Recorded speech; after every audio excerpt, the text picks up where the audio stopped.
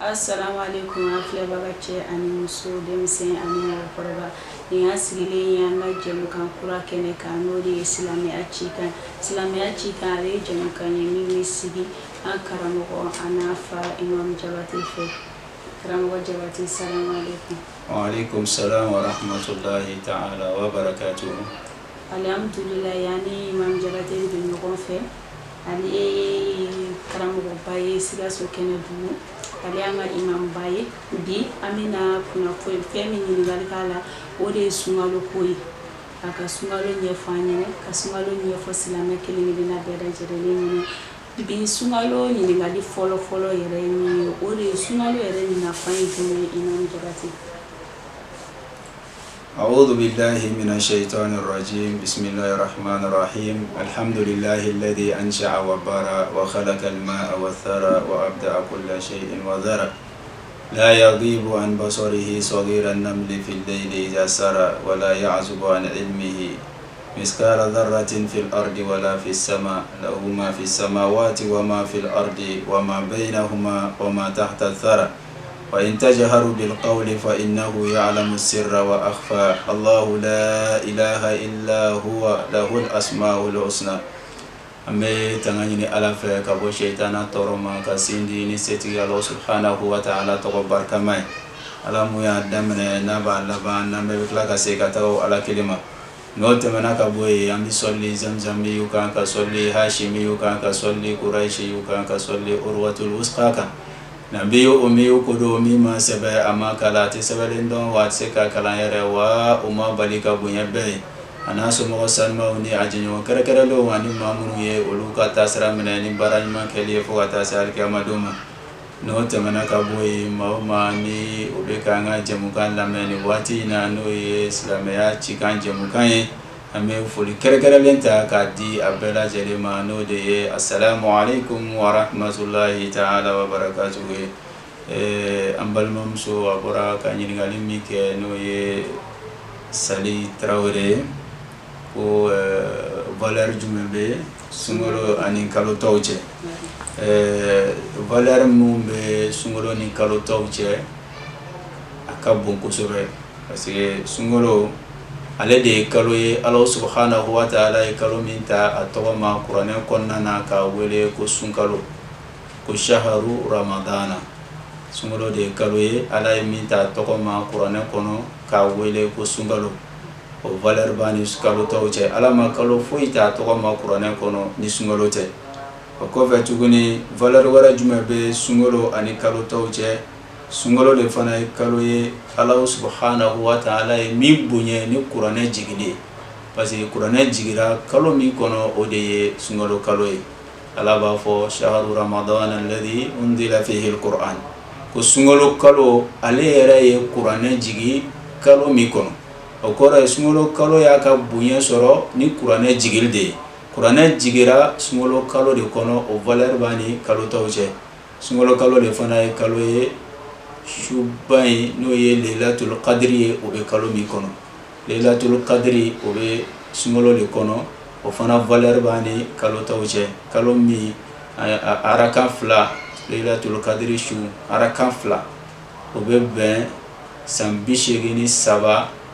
ani kalo 4. San 83 ni kalo 4. Mɔgɔ min ye o kɛ alabato la, mɔgɔ min ye arakan fila seli Lailatul Qadri su, i ka baraji bɛ bɛn o de ma. Walima i ka baraji ka bon ka tɛmɛ o kan. O suba in o bɛ kalo min na o de ye sunkalo ye. Donc o valeur fana bɛ ani kalo tɔw cɛ. N'an y'a ta k'a lajɛ fana, silamɛya ye se sɔrɔ kɛlɛ min na ka tɛmɛ kɛlɛ bɛɛ kan n'a bɛ fɔ o ma ko Ghazwatul Badri. Ghazwatul Badri kubra o kɛra kalo min fana kɔnɔ o de ye sunkalo ye. O fana valeur o b'a ni kalo tɔw cɛ. Valeur camanba de bɛ sunkalo ani kalo tɔw cɛ inshallah. Mashallah, an ye faamuyali caman sɔrɔ o la. An b'a dɔn lajɛbaga kelen-kelenna bɛɛ lajɛlen ye faamuyali sɔrɔ o la. O tɛmɛnen kɔ ka bɔ yen, ɲininkali filanan b'an bolo kɔrɔ Imam Jabate. O de ye sun yɛrɛ nafa ye jumɛn? Ka tile kɛ ka kɔngɔ muɲu Ala ye, nafa jumɛn b'a la? Alhamdulillah, sun nafaba de b'a la. nafaba de b'a la parce que Ala subhanahu wa ta'ala ko ale yɛrɛ de bɛ suntɔ ka baraji sɛbɛn kalo fɛn o fɛn n'a bɛ san kɔnɔ kalo 12 ye kalo 11 ye mɛlɛkɛw de b'a baraji sɛbɛn mais sunkalo Ala subhanahu wa ta'ala de bɛ suntɔ ka baraji sɛbɛn o y'a nafa belebeleba dɔ ye sun fana a nafa dɔ ye jumɛn ye a bɛ kɛ sababu ye ka hɛrɛ kɛ sundonna ye diɲɛ kɔnɔ ani kiyama parce que sun yu'awwidu al-insana sabra wa tahammul sun bɛ adamaden hakili jigi i bɛ se ka sabali i bɛ se ka ko gɛlɛnw i bɛ se ka ko ni ko gɛlɛnw ye sun bɛ mɔgɔ ladeli sabali la a bɛ mɔgɔ ladeli i bɛ se ka ko ni ko gɛlɛnw fana ye i bɛ taa sɔrɔ ni mɔgɔ min sera ka sun ka tile bɛɛ lajɛlen kɛ a ka ca la ka kɔngɔ minɛ ka minɔgɔ minɛ ni sunkalo tɛmɛna i bɛ se ka kɔngɔ kun i bɛ se ka minɔgɔ kun i tɛ Ala kota donc o y'a nafa belebeleba dɔ ye a nafa dɔ ye jumɛn ye yumakkinu al-insana al-intisara ala nafsihi a b'a kɛ adamaden bɛ se k'i yɛrɛ minɛ ka bɔ walejugu bɛɛ lajɛlen ma parce que Alakira Muhammad sallallahu alaihi wasallam ko sitana bɛ boli adamaden farikolo la i b'a fɔ kuran bɛ boli a fili la cogo min na mais fɛn min bɛ se ka sitana yɛrɛ bali ka boli adamaden farikolo la o de ye sun ye o ye kɔngɔ ye donc n'i ye kɔngɔ minɛ tile bɛ kɛ kɔrɔta joli mana chauffer sitana bɛ bɔ a b'a yɛrɛ ɲini o fana o ye sun nafa dɔ ye a bɛ sitana bali ka boli adamaden farikolo la sun fana yuzakkiru al-abda bi ni'matillahi alayhi sun de fana b'a kɛ adamaden hakili bɛ jigin Ala subhanahu wa ta'ala ka nɛɛma na Ala bɛ ka nɛɛma caman ba kɛ adamaden ye mais adamaden bɛ ɲina nɛɛma ninnu kɔ mais sun de b'a kɛ adamaden yɛrɛ hakili bɛ jigin Ala subhanahu wa ta'ala ka nɛɛma na sinon ji ye nɛɛmaba de ye mais adamaden t'a dɔn dumuni fana ye nɛɛmaba ye adamaden t'a dɔn mais ne sun don ka tile ban suntigɛ waati ne ye ji sɔrɔ ne ye ji min kuma dɔw fɔ dɔw b'a fɔ ko ja ko ji ka di dɛ ko ja ji ka di dɛ ale m'a dɔn ko ji ka di f'a kɛlen ka sun don donc a hakili jigira Ala ka nɛɛma na wa sun fana bɛ kɛ sababu ye fana nafolotigiw hakili bɛ jigin fantanw na nafolotigiw hakili bɛ jigin fantanw na nafolotigi dɔw bɛ olu t'a dɔn ko kɔngɔ yɛrɛ bɛ adamaden minɛ minɔgɔ bɛ adamaden minɛ adamaden yɛrɛ ko fantanya yɛrɛ est-ce que tiɲɛ de don wa olu b'a mɛn mɔ dalen t'a la mais nafolotigi a mana tile kelen kɛ ka sun n'a ye sun tigɛ fantan min ka du b'a kɛrɛfɛ a b'a fɔ ninnu bɛ waati caman kɛ u bɛ si kɔngɔ na kuma dɔw u bɛ tile kɔngɔ na jaw sɛgɛlen don dɛ a b'a kɛ nafolotigi bɛ hinɛ fantan na donc nafa caman ba o de fana bɛ sunna inshallah mashallah in faamuyali caman sɔrɔ yɔrɔ la ɲininkali dɔ wɛrɛ min bɛ Imam Jabate o de ye sun yɛrɛ kiti ye jumɛn alhamdulillah i b'a dɔn n'an ko an bɛ kuma sun kiti kan sun yɛrɛ arabukan bamanankan na a bɛ min d'aw ma o de ye yɛrɛminɛ ye al-imsak yɛrɛminɛ k'i yɛrɛ minɛ donc yɛrɛminɛ o de ani i b'a dɔn n'a fɔra ko ka i yɛrɛ minɛ k'i yɛrɛ minɛ mɔgɔw hakili la k'i b'i yɛrɛ minɛ ka bɔ ji ni dumuni dɔrɔn de ma k'a sɔrɔ k'i yɛrɛ minɛ ka bɔ ji ma o dɔrɔn tɛ sun ye k'i yɛrɛ minɛ ka bɔ dumuni ma o fana dɔrɔn tɛ sun ye i kan k'i farikolo yɔrɔ bɛɛ de minɛ farikolo yɔrɔ bɛɛ de kan ka sun n'an ye Mariama jate minɛ Isa bamuso tumana min na Ala subhanahu wa ta'ala y'a gɛrɛsɛgɛ Isa la n'a nana ni Isa ye dugu kɔnɔ dugumɔgɔw y'a ɲininka a ko cogo di a ko k'ale sunnen don o sun kun ye jumɛn ye o kɔrɔ ye n tɛna n da don mɔgɔ si ka kuma na bi o sun kun ye o de ye kɔrɔ ye suku ta n tɛ kuma maa si bɛ n tɛna den sɔrɔ cogo fɔ den yɛrɛ de bɛna sɔrɔ cogo fɔ ne ko ne bɛ n da minɛ bi n tɛ n da don mɔgɔ ka kuma na o ye sun dɔ de ye n tɛ bɔ bi ka taa kɛnɛ ma n bɛ to so bi o fana ye sun dɔ de ye o mais silamɛya ka laɲini ye sun min ye o de ye i k'i yɛrɛ minɛ k'a daminɛ fajiri fo ka taa se tile bɛn waati ma ka ŋaniya fara a kan fɛn o fɛn n'a bɛ sun cɛ i k'i yɛrɛ minɛ ka bɔ a bɛɛ lajɛlen ma dumuni dɔrɔn ko tɛ ji dɔrɔn ko tɛ n'i ye sun ta k'a lajɛ fana i b'a ye sun yɛrɛ fana a saritiw sun jagoyalen don mɔgɔ minnu kan silamɛ baligu mɔgɔ min hakili dafalen don n'a ka kɛnɛ ani muso min fana n'a tɛ a ka laada la a tɛ bange joli fɛnɛ na mɔgɔ t'a fɔ ko kafiri ka sun mɔgɔ t'a fɔ fatɔ ka sun mɔgɔ t'a fɔ denmisɛnnin ka sun mɔgɔ t'a fɔ banabaatɔ ka sun mɔgɔ fana bɛ taara voyage la sun tɛ jagoya o tigi kan ale ni muso min bɛ a ka laada la ka taa se muso minnu fana bɛ yen n'o bɛ bange joli la donc sun yɛrɛ fana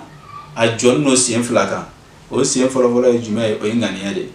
a filanan o ye yɛrɛminɛ in de ye donc i b'i yɛrɛ minɛ fo ka taa se tile bɛn waati ma ni tile bɛnna Allah subhanahu wa ta'ala ko kulu washrabu hatta yatabayyana lakum al-khayt al-abyad min al-khayt al-aswad min al-fajr thumma atimmu siyama ila al-layl donc ni sun tigɛra ka ban dumuni mun ka di e muso bɛ daha ye dumuni fɛn fɛn ka di ye ko fo i ka taa gari gɛma ani gari finma wolomadɔn ka bɔ ɲɔgɔn na o kɔrɔ ye jumɛn ye fo e yɛrɛ hakilila ka taa tigɛ k'a fɔ ko dugu jɛra kuma kɔrɔ ye o de su ka fiɲɛ ale ni kɛnɛ ka cili i ka taa o fila différence dɔn ka bɔ ɲɔgɔn na o sun fana n'i y'a jate minɛ i bɛ taa sɔrɔ mɔgɔ dɔw bɛ yen olu ye banabagatɔ ye dɔw bɛ voyage sira kan muso dɔw bɛ u ka laada la ale ni muso lasiritɔw ani muso minnu bɛ ka sin di den ma donc ka taa se cɛkɔrɔba minnu bɛ yen n'o tɛ se ka kɔngɔ minɛ ka tile ban ani musokɔrɔba minnu tɛ se ka kɔngɔ minɛ ka tile ban ale ni mɔgɔ min y'a dabɔ a kama ka sun fana tigɛ sunkalo tilegan fɛ donc ninnu kelen-kelenna bɛɛ lajɛlen ni o ka kiti de don parce que n'an ye banabagatɔ ta banabagatɔ bɛ tilan fila ye banabagatɔ dɔ bɛ yen i bɛ taa sɔrɔ ale ka bana dabila waati b'a la donc ale bɛ sun bila n'a kɛnɛyara a bɛ sun juru sara mais banabagatɔ dɔ bɛ yen dabila waati t'o ka bana na donc ale bɛ sun bila a b'a mure de suma a b'a mure suma fo ka taa se sunkalo banni ma donc voyage kɛra i bɛ taa sɔrɔ voyage kɛra fana ale bɛ sun bila voyage kɛra bɛ sun bila donc dɔw ye janya degré dɔw fɔ kilo hakɛya dɔw fɔ ko ni voyage bɛ o kilo hakɛya de bɔ k'i bɛ sun bila mais dɔnnibagaw y'a jira k'a fɔ ko o kilo hakɛya minnu filɛ nin ye ko o bɛn ma kɛ o kan o kɔrɔ ye a fɔra de dɔrɔn n'i bɛ taa voyage la i bɛ sun bila voyage janyana o voyage surunyana o n'i ye sun bila i tɛ jurumu sɔrɔ a la mais o fana ɲɔgɔn kɔ yɔrɔ jumɛn ko sun bilali de ka ɲi wa ubiyɛn sun doli de ka ɲi donc ni mɔgɔ min y'a dɔn n'i sunna i bɛ gɛlɛya sɔrɔ a la ko donc sun bilali de ka ɲi ka tɛmɛ sun doli kan mais ni mɔgɔ min y'a dɔn ni sunna i tɛ gɛlɛya foyi foyi sɔrɔ a la ko sun doli de ka ɲi ka tɛmɛ sun fana bilali kan donc voyage a mana kɛ fɛn o fɛn na i bɛ taa moto la i bɛ t'i sen na o i bɛ taa avion la i bɛ taa mobili la a bɛɛ kiti de ye kelen ye donc i bɛ se ka sun bila basi foyi foyi tɛ a la donc o la fana muso minnu ni muso lasiritɔ walima minnu bɛ ka sin di den ma dɔnnibaga dɔw y'a jira k'a fɔ n'a sɔrɔ a tigi siranna a yɛrɛ kun de ɲɛ ni sunkalo banna donc a b'a juru sara komi n'a siranna den de ɲɛ tɔɔrɔ kana den de sɔrɔ donc k'a b'a juru sara ka tila ka a mure suma mais an ka dɔnnibagaba dɔ bɛ yen n'a bɛ fɔ o ma al-imamu Nablisi ale ko a bɛ mure dɔrɔn de suma a bɛ fidiya dɔrɔn de bɔ donc a tɛ a juru sara a bɛ fidiya dɔrɔn de bɔ ko o de ye hadisa ye hadisa min n'o ka kɛnɛ nin fana masala la ne y'a ta k'a lajɛ fana muso minnu fana n'o b'o ka laada la walima o bɛ bange joli la n'olu sunna o bɛ jurumu de sɔrɔ o tɛ baraji sɔrɔ olu tɛ baraji sɔrɔ o ka sun na o bɛ jurumu de sɔrɔ bon cɛkɔrɔba dɛsɛnniw minnu tɛ se ka sun don ka tile ban olu fana o bɛ sun bila o b'a mure de suma mɔgɔ min fana jagoyara ka sun tigɛ sunkalo tilegan fɛ i n'a fɔ mɔgɔ ye marifa da jɔ i la ko n'i ma sun tigɛ n b'i faga walima mɔgɔ ye muru bɔ fo i ka sun tigɛ walima i bɛ ji min i bɛ ka sun tigɛ ni sunkalo tɛmɛna i b'a tile kelen sara mɔgɔ min fana ye sun tigɛ k'a dabɔ a kama bi sun tigɛra ne la dɛ ne tɛ su sini e dun baliguyalen don i ka baliguya dafara ka sun bila k'a dabɔ a kama o tigi bɛ kɛfara de bɔ o kɛfara nin ye jumɛn ye o ye e bɛ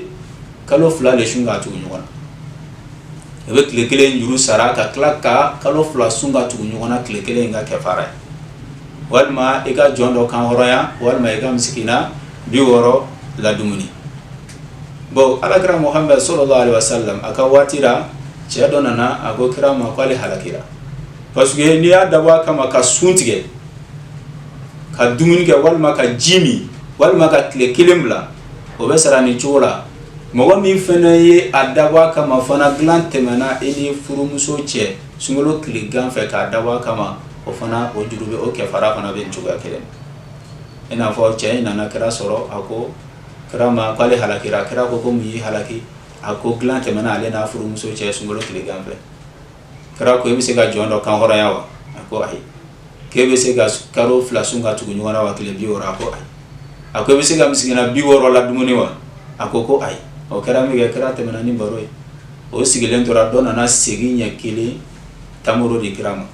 kira ko nyini gal ke baga be mi aya yere ira klara kira ko boninta ikadi fantawma ako esi fanta yere be dugu kono bi gata male kaw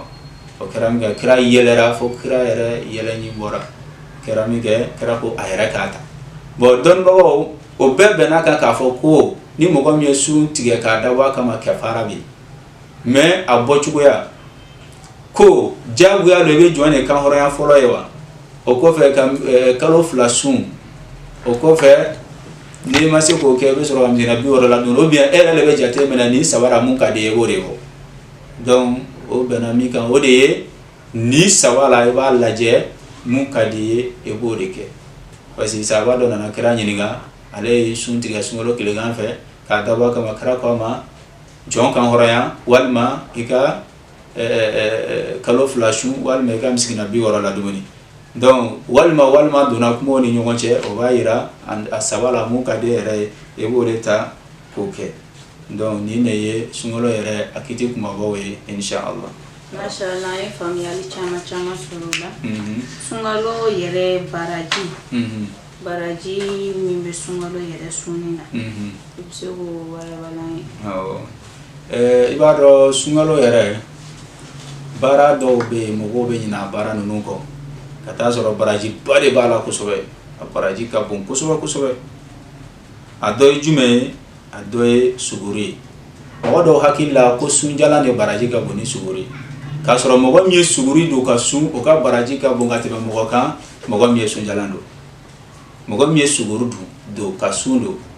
o tigile ka baraji ka bon gatibe mo ka mo gom masuguru alakra muhammad sallallahu alaihi wasallam ko tasahharu fa inna fi suhuri baraka ako ay suri dun ko baraka de wala ko halna kare be wuli ga jide mi baraka de wala woli bi deme e ka se ga clé continue baraka de wala mo go mi suru do de ka baraji ka bu aflana ni fitri wele ka me doron e ka suntige e fitri wele ka me doron suntige mo go mi kona ka suntige fana ka baraji ka bu ngateme mo go mi ye aka sunere tare e suma digine rande men antati ga safo wati donc asabana ne suntiga dugaw ki yere parce que alakra muhammad sallallahu alaihi wasallam ko inna lis-sa'imi inda fitrihi da'watan ma turad ako ni sunto ye suntiga ka dugaw mi ke ayere ye otebi sunto mana suntiga ka tege jan ka dugaw mi ke ayere otebi me bay mo chama bare be suntiga wati kulu beto suntiga jafe mi fen tumudu kanyina dugaw ko kata soro dugaw de nafanga bo wati kusobe ne dugaw ki yere doro atebe Allah subhanahu wa ta'ala abajabe